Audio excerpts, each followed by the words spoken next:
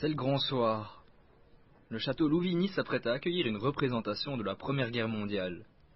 Une première. C'est tout à fait un moment extraordinaire pour le château Louvigny. C'est le premier grand spectacle que nous donnons dans les murs du château. Et notre rôle, enfin, mon rôle, c'est de partager de très belles valeurs. Et Patrick Mallory est un homme extraordinaire, c'est un très grand poète et qui a une troupe exceptionnelle de danseurs, de chanteurs et de musiciens et qui rend hommage aux héros de 14-18.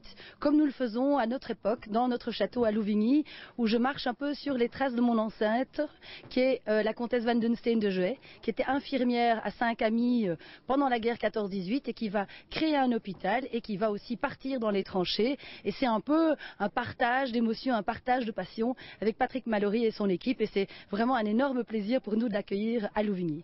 Jouer à Louvigny, ce qui nous a plu immédiatement, c'est de jouer en plein air, parce que c'est totalement différent. En plus, le cadre, comme vous le voyez, est magnifique.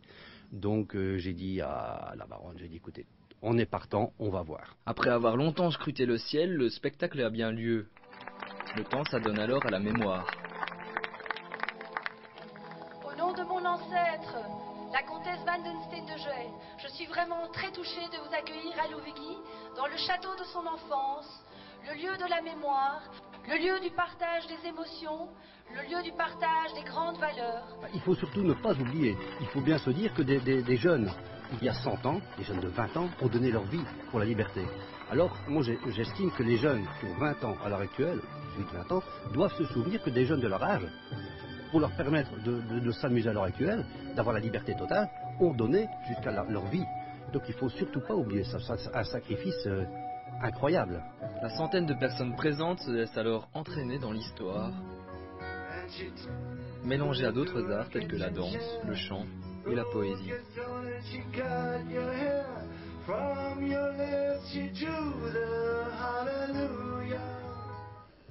Je m'appelle Patrick, je suis sympathique mais génétique. J'aime pas les flics, la politique, ceux qui critiquent. Et ma tactique, c'est pas mystique, c'est un coup de cric sur ceux qui me piquent. C'est très intéressant, mais comme je disais, c'est une boucherie, mais ça n'a jamais empêché les autres guerres qui ont eu lieu après. C'est très important d'y penser, surtout pour nos jeunes, qui ont tendance peut-être à oublier. Donc ces choses-là vont leur faire aussi réfléchir, je crois.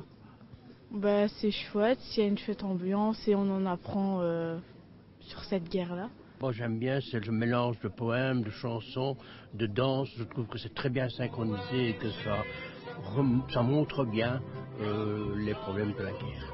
C'est très bien. C'est vraiment... il coupe un petit peu le triste, si je peux dire, avec une petite danse. Et c'est vrai que sinon, on aurait presque envie de pleurer. N'oublions jamais, ce sera le mot de la fin. Quant à ce spectacle, il sillonnera d'autres horizons, car on peut vous l'assurer, cette représentation ne sera pas der. Comme a peur un enfant.